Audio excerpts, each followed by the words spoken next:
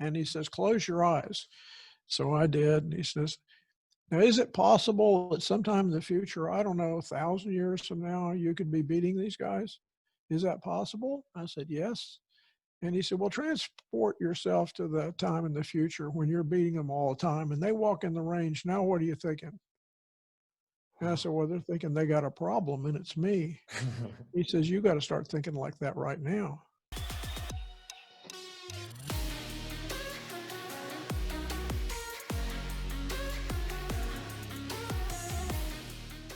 Welcome back to the Max Out Show, where I'm on a mission to help you unleash your full potential.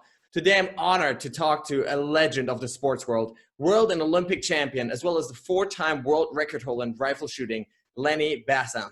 After being told in 6th grade he was the least likely person in his school to ever win the Olympics, Lanny threw himself into rifle shooting and developed his mental management system that has since helped thousands of elite athletes, special forces, and senior executives around the world to perform at their best when it matters most. So Lanny, welcome to the show. Oh, you're welcome. I'm happy to be here. So excited to have you. And so I want to get started right away with this moment in 6th grade when, you know, the other kids in your class told you you're essentially the worst athlete in the school. So how do you go from that to then, you know, find the courage and the drive to push yourself to these extraordinary levels? Well, you know, I think people have a choice to respond or react to what happens. And I must admit, I was in 6th grade and I had a reputation as being a poor athlete. I mean, I was slow, short, and uncoordinated. There's no question about that. I mean, I couldn't play baseball or anything like that. I mean, I tried out for baseball, but wasn't good enough to even be an alternate someplace. Oh, yeah. And so, but I'm in 6th grade, and we're studying the Olympics in school. And the teacher makes a statement in class, you know, it's possible somebody in this class could be Olympic champion someday. I wonder who would have the best chance. And she was just trying to get conversation going. And this little boy sitting next to me jumps right up and says, teacher, I don't know who'd have the best chance, but I know for sure who'd have the worst chance, Lanny. And well, I just decided that I'm tired of hearing this. I'm tired of being, you know, the last one picked. I was reacting more than responding. I came home and was all flustered and upset. And I talked to my parents about it. And my dad was a military officer, and he told me, well, you haven't found the thing you're good at yet. Just keep looking. And my mother hauled me off to the library and made me check out books on Olympic athletes. And so I really think the books got me going. You know, you read books about Olympic athletes, and all these people had huge obstacles. Wilma Rudolph was diagnosed with polio as a child. They told her she would never walk, and she ends up winning 3 gold medals in track, of all things. And I just got really motivated. My big problem was finding a vehicle that I could do, and it wasn't long after that somebody invited me to a rifle club meeting, and so I asked him, I said, tell me about rifle shooting, because we didn't have guns in the house. We didn't hunt or anything. And he says, well, it's an Olympic sport. And I said, are you sure? Because none of the books that I was reading were about Olympic rifle shooters. And he says, oh yeah. I said, well, tell me how tall do you have to be a rifle shooter? You know, how strong do you have to be? And he said, oh, no, you don't have to be strong or tall or fast to be the best shooter in the world. All you have to do is stand still. And I thought, maybe I could do that. So I got started because it was something that was a little different, and that kind of fit where I was at the time. And but I put my heart into it. I mean, I thought, okay, this is maybe something that I could do, and so that was it. You know, that's so fascinating. In your book, you have this quote that I love, which says, determine a goal worth trading your life for. So at what point was that, like, that thing that you wanted to trade your life, or at least part of your life, part of that time for? Like, when did it get to a level for you? Well, you know, it started out, I go to this rifle club meeting, right? And it was just like a entry level thing where people went like for a couple hours once a week. And so they let me shoot, and I thought, well, this is cool. And that's all I talked about all week long was going back to this rifle club meeting. And we go back the second when my father takes me the second week, and they close the program down the very No. second week. And I'm so disappointed. I thought, gosh, I remember saying to my father, I'm like 12 years old, that I think this is the most disappointed I've ever been in my entire life. And Wow. my father told me, he said, well, this is the way life is, son. There's opportunities and obstacles. Doors open and doors close, and so you've just got to decide how are you going to respond to this. And I said, well, how am I supposed to respond? And he says, well, tell you what, just give me a couple of days, let me see what I can do. So a couple of days later, he picks me up from school, and he got the keys to an indoor range that nobody was using, and the back seat of the car was full of shooting equipment. He took me there. So I think initially my father saved the day, and so he began to teach me how to shoot. The only problem was my father didn't know anything about rifle target shooting. He was a military officer, and he was in combat in World War II, but that's different from target shooting. So, but he found out that there was a marksmanship unit at the base that he was stationed at. So he'd go to the marksmanship unit, get information about shooting, and bring it back and teach me. And I learned from my father that you don't take no to mean no the first time. That you need to say, wait a minute, is this an obstacle that I can overcome?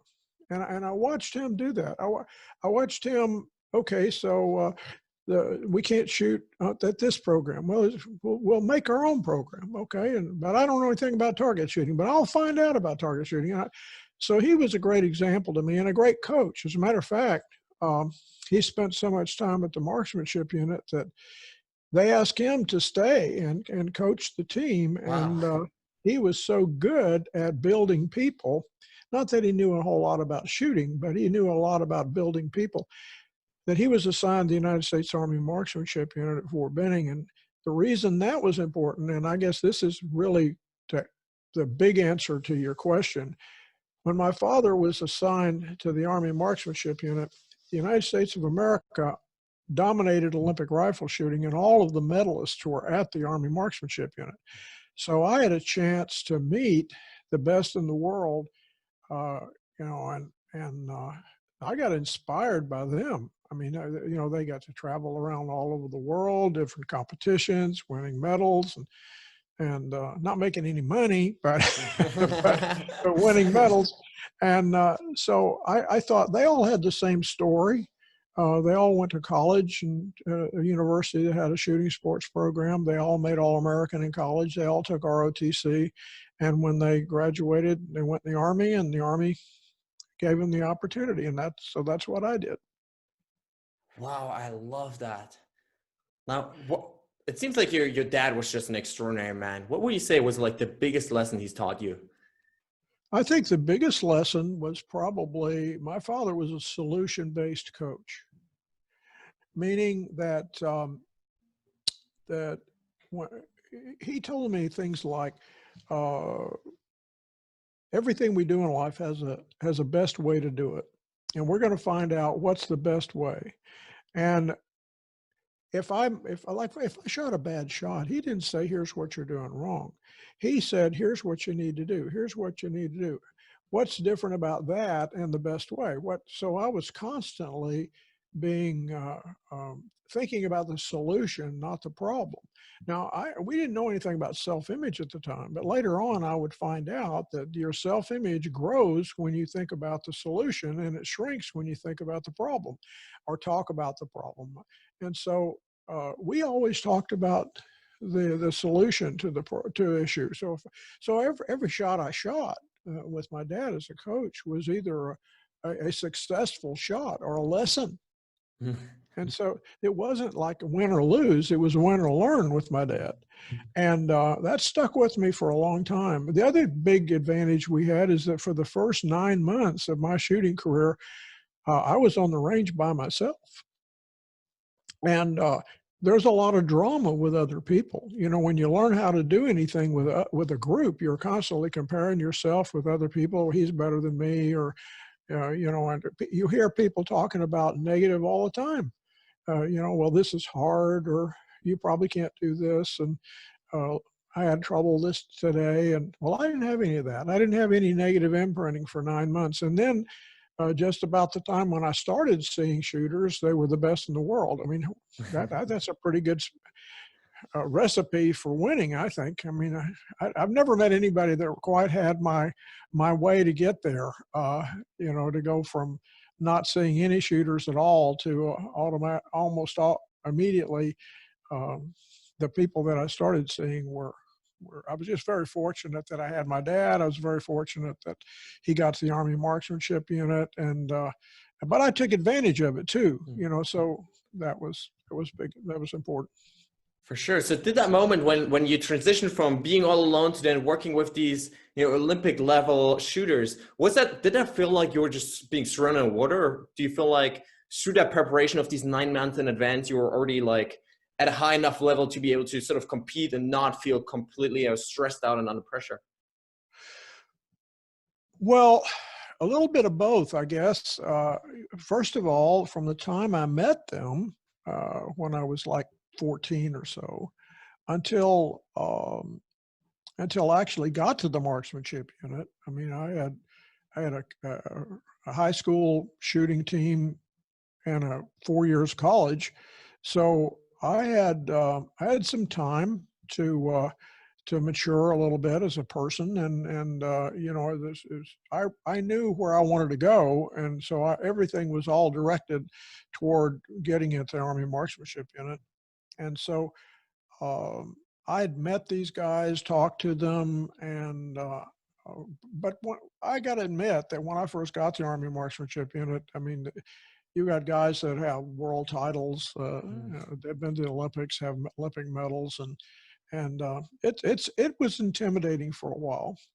Fortunately for me, we had an excellent coach there that that kind of taught me a solution to not be intimidated, because I wasn't there but about 3 months, and he called me into his office and told me that he was going to have to cut the size of the team down, and it wasn't really right to keep a new guy and cut someone who's already proven himself to medal, and that if I wanted to stay there, I had about 6 months, and I had to be in the top four in 6 months, or he was going to cut me.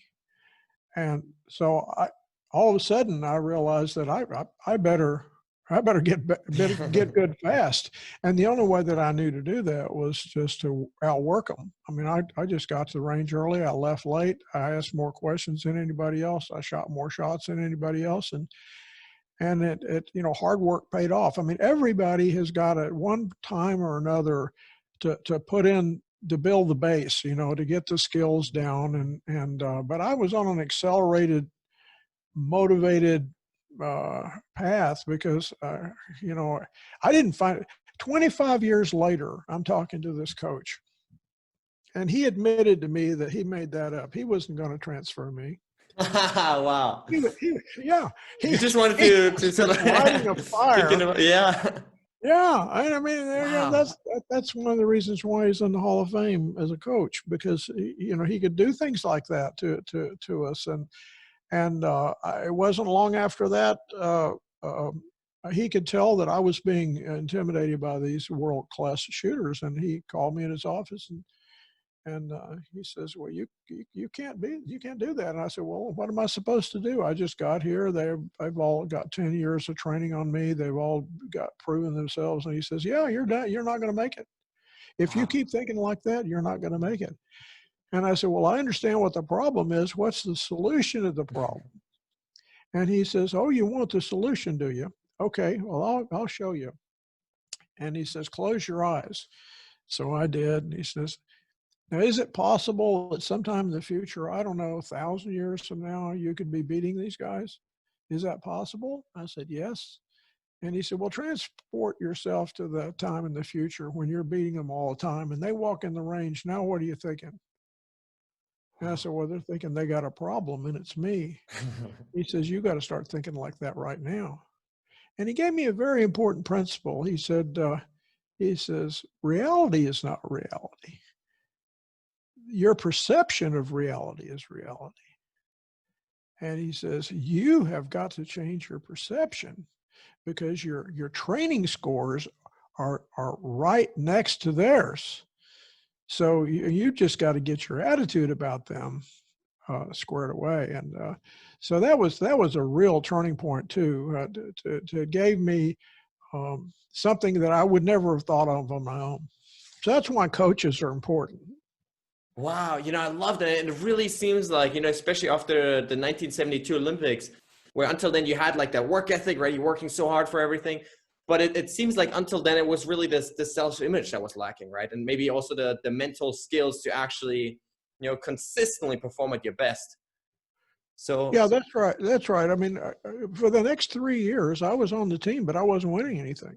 I mean, I made it to the top four, and to get to the top four in the United States when we dominated everything, that's saying something. But my hard work got me to position number four, or maybe sometimes second and sometimes third, but I wasn't winning anything, and there was something missing, and I didn't know what it was. I never would have believed that it was mental though, because back in those days, we actually thought that mental toughness is what we called it. Mental toughness was something you had. It wasn't something you could learn. And so it wasn't until I made an Olympic team in 1972, and I got in the tournament and I choked in the Olympic. I couldn't handle the pressure, and I thought I was a good pressure shooter until I got the Olympic pressure. yeah, I'm sure that's yeah, and so it was a different level. But when I thought I dropped so many points that I couldn't possibly medal, pressure was off, and I shot like I normally did, and so I ended up with a silver medal. My teammate won the gold medal, and I came home realizing that I knew what the missing ingredient was. I didn't have a mental game. And I thought, well, this can't be true that you can't learn this thing. So I thought, well, I'm gonna try to see if I can learn it. So I spent the next couple of years talking to Olympic gold medalists and world champions in other sports to find out, okay, what do you know about the mental game? And then the rifle shooters that I knew were not going to share any secrets with me because they had to beat me next week. But the rest of the world, the other people that I talked to were very forthcoming, and they were wonderful. And so I realized that nobody knew everything, but everybody knew something. Everybody knew a piece. And I just got real good at connecting the dots, and I created a system. And I used that system to win the world championships in 1974. And in my sport, the world championships are every 4 years, like the Olympics. And it's 2 years apart.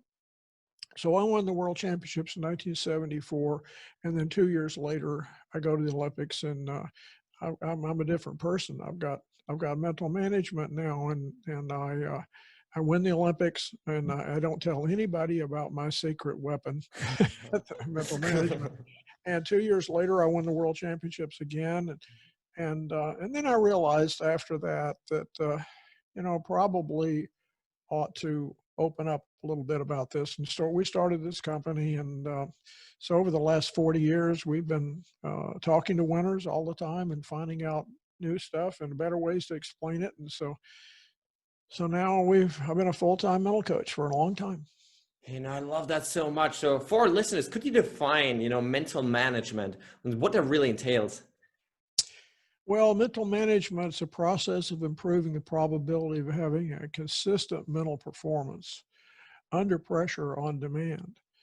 So there are some components to that. I believe that performance is a function of 3 mental processes. And this might surprise some people because I think most people that come to us have been spending all of their time with form, with the skill set. If there's a golfer, it's all about the golf swing and being able to putt, and the technique,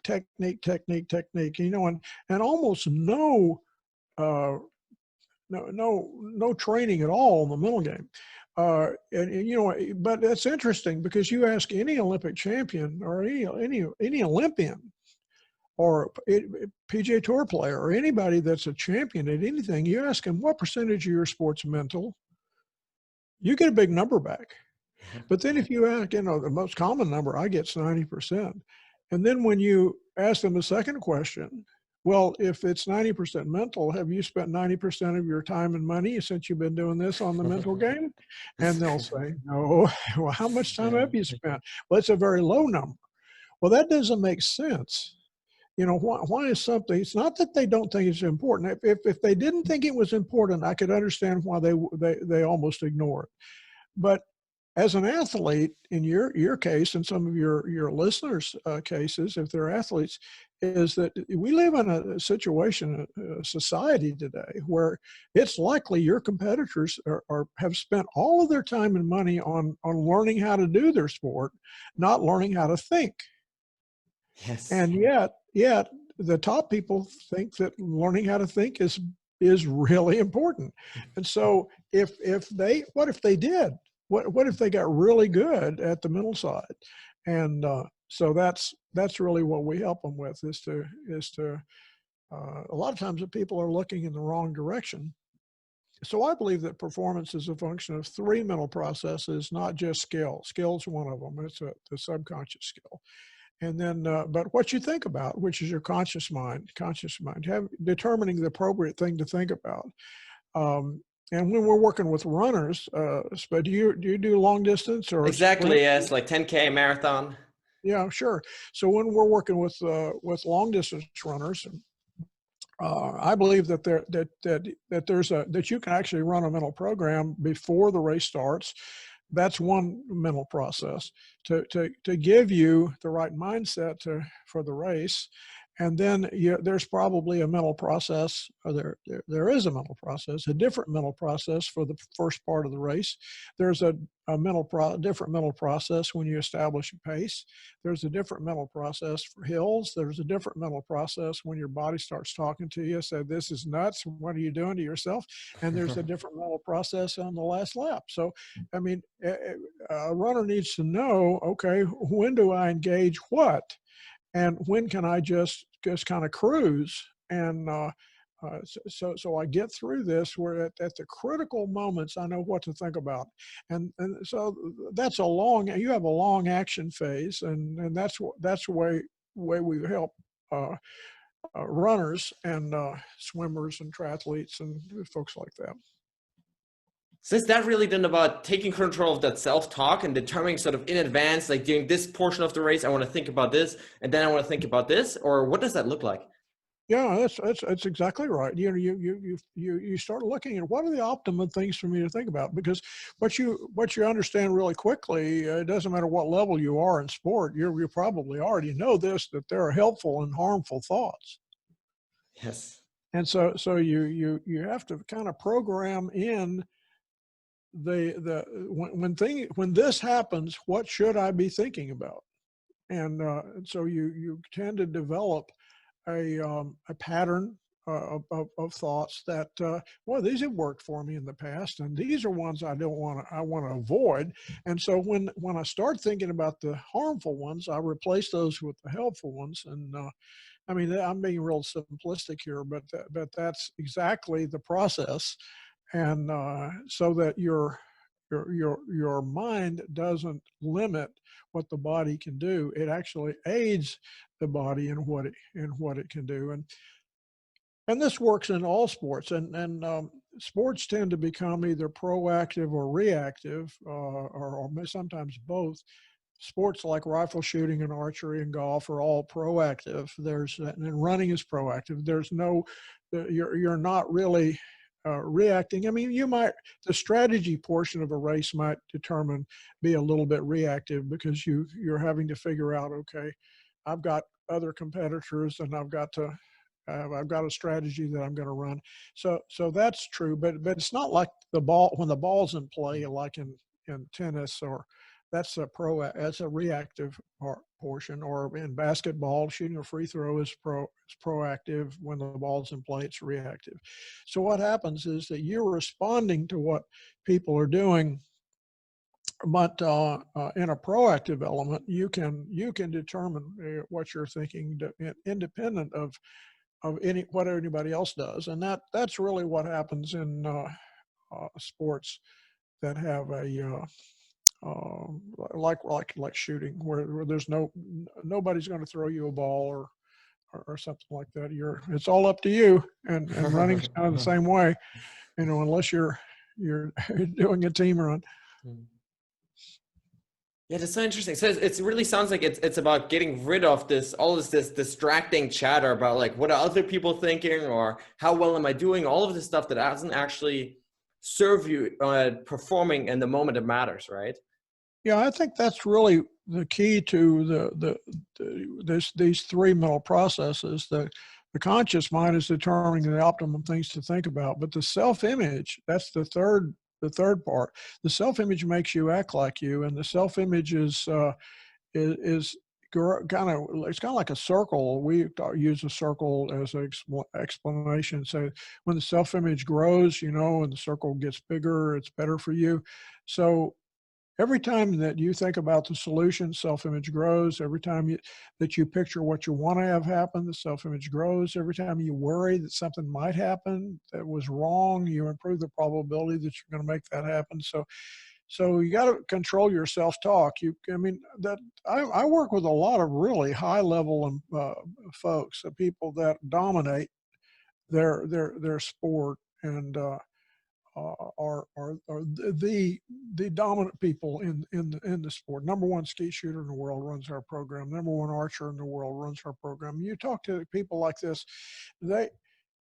they just don't think like everybody else. They're always thinking about what they want to have happen. They're not worrying about that it might not happen. It's that kind of a mindset that self-image grows, and when they make a mistake, it's a lesson. It's not something that's happening to them, so I just feel like that controlling, understanding how self-image grows and shrinks. It's an imprinting process.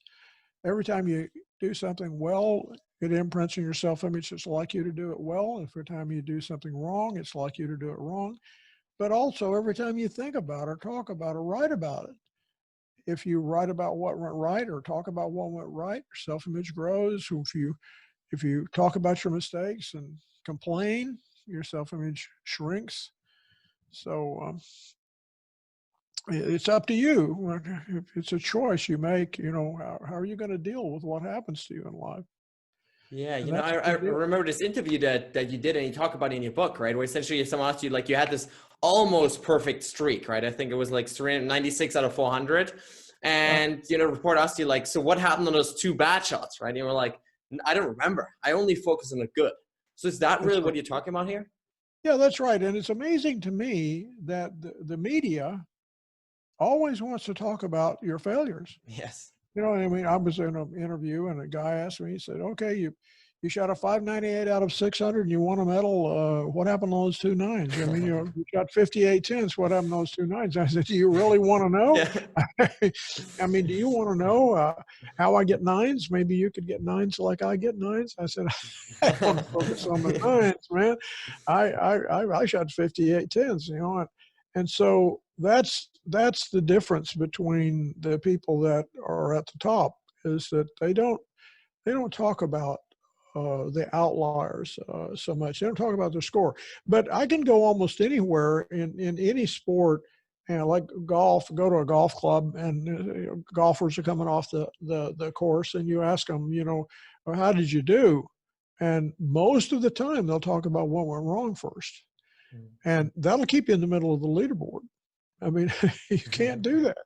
You need to talk about what you enjoyed, what was good, and that's a good way to live too. Think about you can sit and worry about what you don't like about somebody or what you don't like about your life or your job or your family. Nothing's perfect out there, and so we're not going to see perfection until heaven. So while we're still on this earth, we're going to have to deal with the imperfections in people.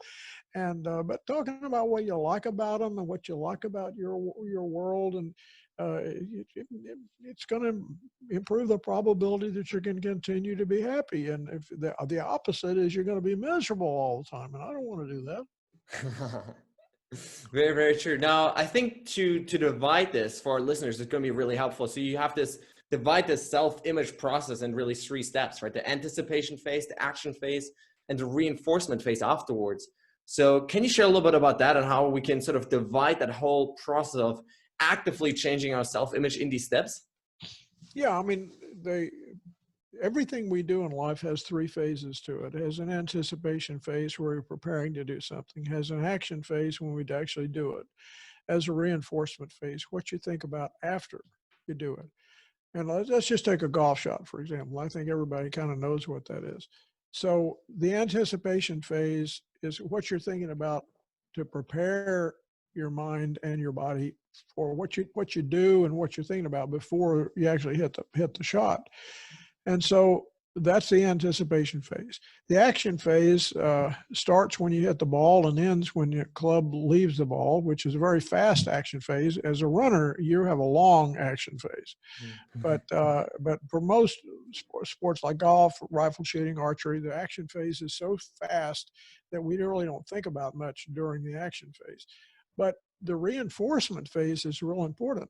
What you think about after the action is really important. And actually these 3 phases, anticipation, action, and reinforcement, are directly related to the 3 mental processes that I've been talking about. The anticipation phase is a conscious circle issue. The action phase is a subconscious circle issue, and it's a skill issue. And the reinforcement phase is a self-image issue, because what you think about what you've just done either grows or slows your self-image. It's how do you handle that? If you do something well, like if a golfer hits a good golf shot, we recommend that they should reinforce that. They should imagine that again. What did that feel like? Because you give it a positive imprint, another positive imprint. The more imprints you get, the greater the probability you're going to get more results like that in the future. So rehearse what happened when it's good.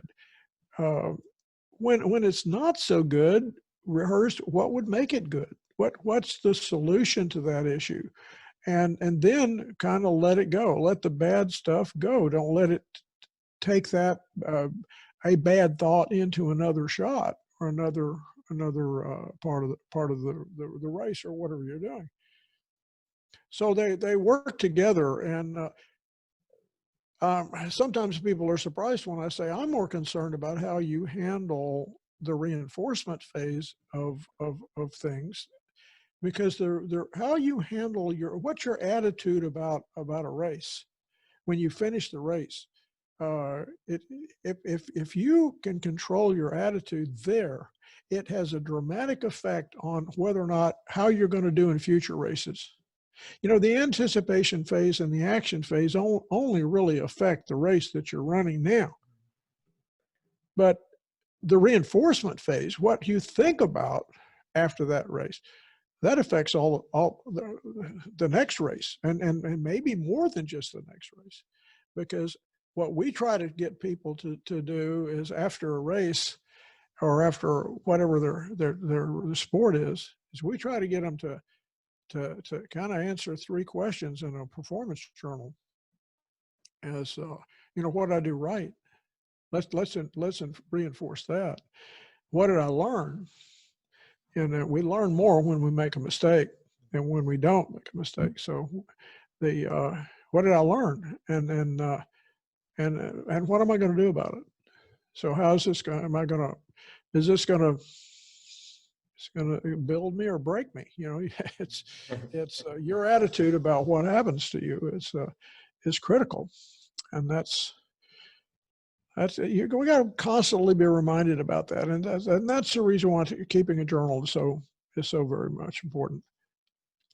You know, I love this so much because it really brings us conscious attention and deliberateness to these choices that we inevitably will make, right? I think the challenge is, if you ask most athletes, they never even like think about like this as like a choice, right? They never even think about, hey, after the race, this is how I'm going to approach this. This is how I'm going to think about the good performances or the bad ones. They never choose these things, and so do them sort of unconsciously without thinking about it, right? And what you're really saying here is like you can choose that, right? You can create a practice after every single, training session, after every single workout, after every single race that allows you to perform better next time, right? It's exactly right. You're how you respond to what happens to you is is a lot more important than athletes think it is. I mean, one of the reasons why I didn't move up to winning earlier in my shooting career, why it took me 3 years to understand this, is that I was reacting to what happened. When I shot a bad shot, I didn't like that, and I wasn't reinforcing my good shots. I did kind of ignored my good shots, but when I had a bad shot, boy, maybe I beat myself up a little bit. Maybe I beat myself up a lot. And at the end of a tournament, I look at my score and I compare it to my teammates' score, and I started, complaining a little bit and things like that. Well, that'll keep you down. And I should have paid more attention to my teammates because they never talked about their bad shots. And it took me a while to catch on. I mean, when I really started working with outside the sport, I started realizing that some of the people that I had a hard time beating, and they were gun gods. I mean, they Hall of Fame, and I mean, all of them were Hall of Fame guys, and they were just not determined. They just were not going to talk about their problems, and I just had to grow into that and learn that. But when I found out about self-image, it explained why positivity works. People tell you got to be positive, but then nobody ever tells you why. Well, you've got to be positive because your self-image is in jeopardy. Every time you're negative, your self-image shrinks, and you don't want that. You don't want your self-image to shrink. You want your confidence to grow, and your what's like you to your attitude about how you want to live and want to grow in your sport, and it's everything. So and that's formed immediately after. It's in your response. Do you respond or do you react to what happens? Yes, I think this idea of the self-image is such a critical one, whether it's regarding sports or regarding even general life, right? Like who we think we are, I think is the most powerful driver in the human psyche. So whatever you believe about yourself, right? Whether it's I'm great at this or I'm not good at this, it's going to determine how much effort we put in, and therefore also the results we get over time, right? And so what you're saying is, I love this so much. Yep, that's what I'm saying. I'm Yeah. saying that whatever you think a thing to be, that's what it becomes. Yeah. So So it, it's critical. yeah. So how do these skills sort of relate to general life? Is it the same when you're working with business people, you're working a lot with Secret Service, all of these things? Are these skills sort of translatable, like one-on-one to other areas of life? Yeah, it's really interesting. When I first started teaching middle management, I tried working with Olympic athletes because they were the ones I knew, and that was a really poor business model because most Olympic athletes are broke. It's not all sports have a Yeah. monetary. Well, back in my day, you couldn't take any money at all. We were all amateur athletes, so none of us could earn any money. And I should have picked up a golf club, not a rifle. I'd be a lot better off financially. But when what I did do to try to make it a real business and have a business model that worked is I started teaching business people, and especially sales, and I found out that these techniques translated well to improving a person's sales position, and making change your attitude about what you're doing, knowing the right thing to think about before you pick up a phone or before you make a presentation really matters, and how you respond to what happens to you, and all these things that we've been talking about work very, very well in the business world. But what was really interesting is I would be asked to do talks at corporate events and things like that, and to teach at corporate events. And I would do things that were, I thought, applicable to business. And at the end of the break, or at the end of the talk, I would be inundated by these business people wanting to say, "Well, this will work with my golf." Okay. Wow. So then we started working with golf, and then I'll have people that come in to take training from us, shotgun shooters. A lot of shotgun shooters are guys that are maybe in their 50s or places like that, where they built companies and now they want to do something for themselves. They want to shoot shotgun professionally, and so they'll come in, and I'll teach them. I'm trying to help them with their shotgun scores, and they say, "Well, would you come in and talk to my company, or would you come in and talk to a certain group?" And so I really think it's more of a life skill than it is anything else.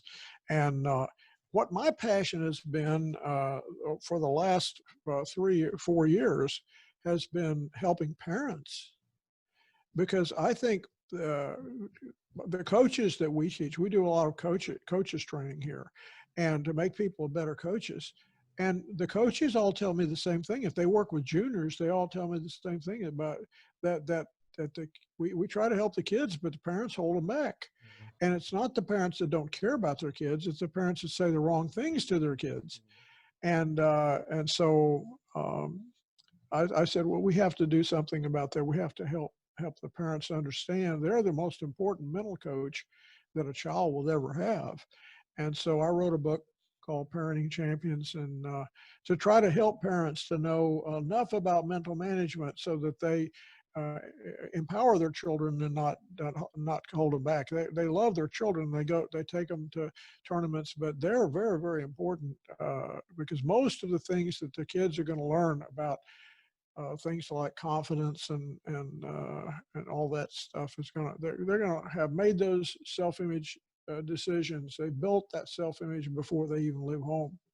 So parents play a huge role in that, and most of the time they just don't know what to do. So we try to help them. Absolutely. I'll call this an absolute must read for any parent out there. I think it's so critical to understand this. It really sounds like your dad did much of this stuff almost, probably not by accident, but probably more consciously, but he did many of these things that you talk about very, very right, in terms of setting you up for a future successful life and teaching you the right lessons. And so I think this is so important to also teach this to other parents out there. Yeah, I think so. And I was fortunate to have him, and my mother, great supporters of what I was doing. And my wife, over the years, you don't have anybody that's really successful in anything if they're married. If they're successful, their spouse has probably been equally responsible for any success that they ever did, and I think sometimes people don't get the credit, or they never get enough credit for what they do, and the encouragement that it requires to be able to have any kind of a normal relationship with a family, and yet try to do something at a level where you're the best in the world at it. It takes a team effort. At least it did in my case. And I'm so thankful that I had the parents I have the spouse that I have even my children. All of my children are I have 3 kids, and they're grown now, and they're all master level instructors in mental management. Working with you, right? Yeah, I mean, it's they don't let me get away with anything, boy. If I'm negative, they all jump on me real quick. So, but it's been fun, and it's been I think establish a system that is proven and works for a lot of folks. Yeah, I love this so much. So one big part of success is obviously that's talked about a lot of this goal setting. So can you share with us a little bit about, biggest mistakes that you see people make when setting or trying to achieve goals in their lives? Well, let's talk about winning for a minute. The definition that I think is most appropriate for winning is to reach the top level of your potential. Mm-hmm. And your potential is not people's potential is not equal. I mean, people have different potentials. I mean, my potential for basketball was pretty low. I mean, I was slow, short, and uncoordinated. I needed to be 7 foot tall, coordinated, fast. That's what I needed to be if I was going to be a basketball player. But it's not just the physical ability, but your potential. I mean, some kids are academically gifted in a way that, I mean, they have a greater potential. But everybody has a potential for something, and what we're really trying to do is to make you better today than you were yesterday, and that's one of the things that's good about competition anyway. Competition, I love competitors because competitors set a goal to reach a certain time or to reach a certain score or reach a certain level, and they set this goal and they go enter a tournament. Mm-hmm. And it takes a little bit of courage to say, hey, I'm going to match myself up with other people. Spectators sit there. It just takes no courage to be a spectator. You just go to the tournament and sit there. You don't have anything on the line. You didn't cost you any money to enter. You didn't have to train to enter, and you're not going to learn anything about yourself either. But the competitors are going to learn something about themselves in every event that they go to, and they have an opportunity because they compete and train. They have an opportunity to become somebody more than they were. And that's really what goal setting is all about, is to become, not just attain, not just accomplish. Yes. Because accomplishment and attainment are not the same thing. Accomplishment is it always has a number associated with it. It's gold, silver, and bronze in the Olympics. It's A, B, C, D, F in school. It's how much money you make. So there's plenty of rewards out there for accomplishment, but attainment is not just what you accomplish, but also who you become in the process. I mean, what's the quality of the person? I mean, it's very hard to put a number on confidence, on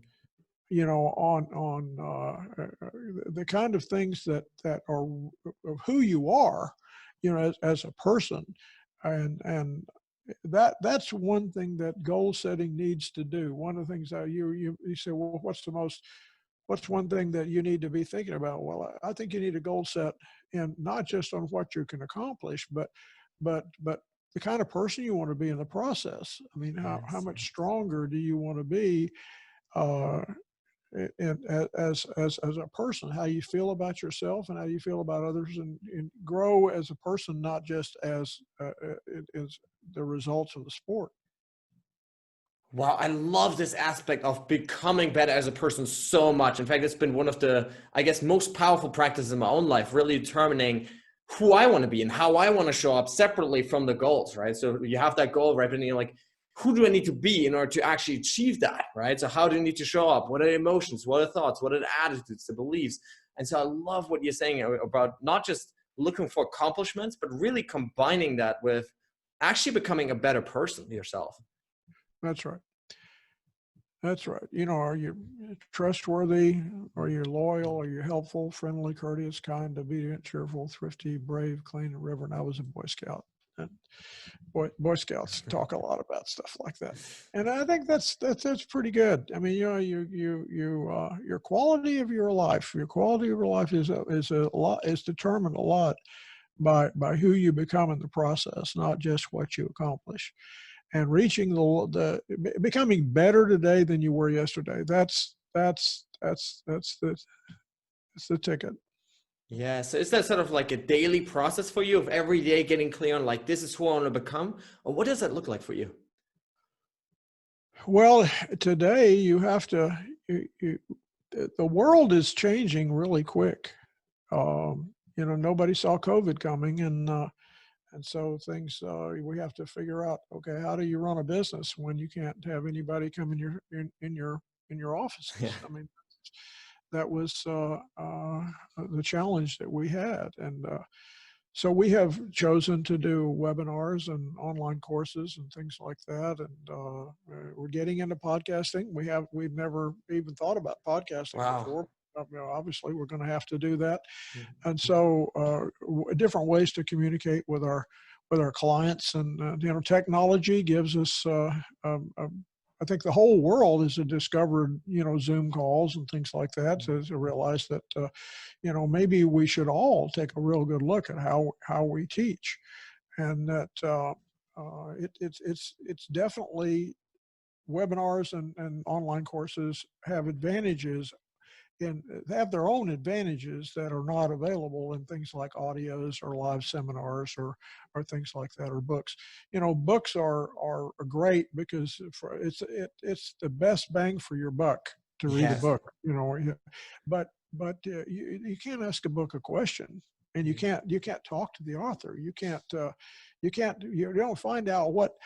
There's a real good chance that when the author wrote that book, that say he wrote it 5 years ago. Within the last 5 years, he's probably learned some things that he wished he'd have put in the book. And so coming to a live seminar or having somebody teach you directly and make application to you, because when you read a book and that's all you do, you're really limited, but it is the best bang for the buck. But webinars, you get the most current information from your speakers, and I think I like what I like about podcasts is that once you develop a backlog of podcasts, you can see you can select the podcasts that are of interest to you right now, and not everybody's at the same spot. And so by looking back at if you do a good job of titling your podcast and description, people can find the one that fits them best. So it's a great new medium that for us, and we're just late to the game, I guess. Yes, for sure. Now, we talked about a lot of great ideas, strategies, tools today. If you could give our listeners just one piece of advice or one challenge to take home and start taking action on today, what would be that one thing? I would say it's to respond appropriately to what happens to you in life instead of reacting to it, and to when something happens to you, look at it this way: say, okay, what's life teaching me here? Instead of this is something happening to me. It might be something that's happening for you. You just don't know all the facts. I mean, if I look at my life, I was devastated when they canceled that first rifle club meeting. I thought something was happening to me. Well, something wasn't happening to me. Something was happening for me. My father was a much better coach than the coach that was running that program, and he got me to the Army of Marksmanship. And so then I get to the Olympics, and actually, one more before that. When the kid makes the statement, I don't know who would have the best chance to win a gold medal in the Olympics, but I know who would have the worst chance, Lanny. I'm so glad that happened. At the time, I thought something was happening to me, but something was happening to me. It was something was happening for me. My Olympic dream was born because of that. I never would have won a gold medal in the Olympics if it hadn't been for that kid. And Yes. so then I get a silver medal in the Olympics. I'm devastated. I choked in the Olympics. I could have won the gold medal and definitely had the skills to do it. And I was really down after a silver medal is 10 times better than a bronze. Bronze is 10 times better than no medal at all. But a silver's not winning the Olympics. And I was down, but that wasn't something was happening to me. That's my favorite medal of all the medals I've got, is that silver medal, because that medal gave me this business. It's fed my family for 45 years. So So my takeaway today is that look at where you are and what's happening to you in life this way. If things are going good, why are they going good? Let's do that again. Let's keep it up. This is what I want. This is what you want to focus on. And if things aren't going good, what am I being taught? What do I need to do to fix it? What's the solution? Not reinforce the problem. Reinforce the solution. Don't reinforce the problem. Your self-image will grow, and it'll be better tomorrow than today. That's my takeaway. Love that. Now, a final question. What does it mean for you to max out your life? To pray every morning that God uses me the way He wants me to be used. To follow.